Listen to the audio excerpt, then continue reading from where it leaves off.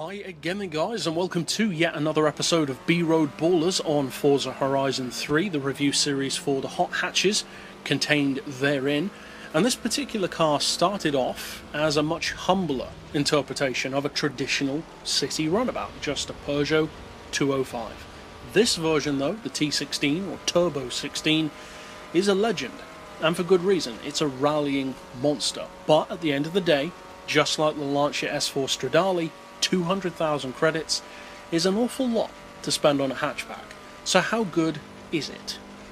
Well, first of all, in terms of handling, I would say it's outstandingly good, even by modern standards, because it combines two great things which you don't see combined that often, and that is the size advantage of a typical small front-wheel drive hatchback, but combined with the grip advantage of all-wheel drive, which nowadays is typically kept for larger hatchbacks. The 205 combines both. It's an all-wheel drive car, but it's significantly smaller than the Delta, than the Quattro, than a number of its peers, and you can feel that. The huge grip advantage makes it excellent off-road, as you'd assume, but the small size makes it excellent on the road as well, especially on twisty circuits. So it's an easy 5 out of 5 in that regard from me.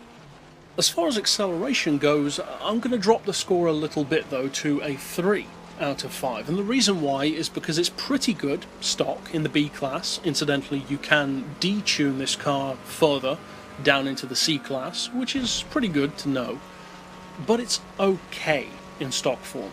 In tuned form, it's pretty quick, but the power isn't remarkable due to the fact that the engine conversions aren't that great on this car, which happens to some other cars as well. And in the S2 class, it's just not really quick enough to compete with that many cars.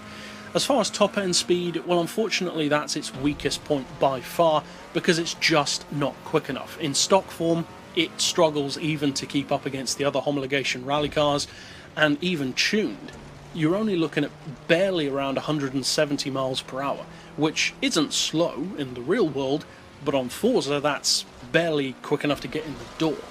So overall, unfortunately, I'm going to have to give it a 2 for that, because it's just not quick enough to be genuinely competitive in the higher classes. As far as value for money goes, I'm going to bump it up a little bit to a 3 again, and that's because more than anything else really, it's a great usable collector's piece and a throwback to the performance of yesteryear than something which can just take on any modern hatch. That's quite simply not the case. So in that regard, it's a nice piece to own, but it's not the best value by any means, not for 200 grand. And finally, for usability, I'm going to give it another 3, because as I said, you can detune it into the C class, and it's in those slightly lower classes that most of its use is found.